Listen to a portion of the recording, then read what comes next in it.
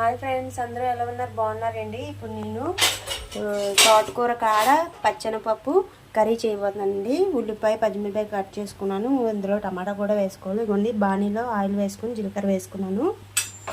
దానికి కావాల్సిన మసాలా సామాన్లు వెల్లుల్లిపాయ, జీలకర్ర, ధనియాలు పేస్ట్ కొట్టుకొని పెట్టుకోవాలండి. చూడండి, ఉల్లిపాయ పచ్చిమిరపాయ వేసుకున్నాను. ఇలా కరివేపాకు కూడా వేసుకుని ఇలా ఫ్రై చేసుకుందాం మనం కాసేపు. చూడండి, 2 రెబ్బలు ఎండుమిర్చి వేసుకున్నాం. చూడండి, మసాలా పేస్ట్ వేసుకుంటున్నాను.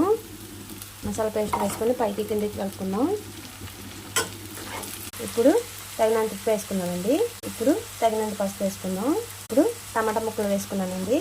ఒకసారి బాగా ఇలా కలుపుకుందాం.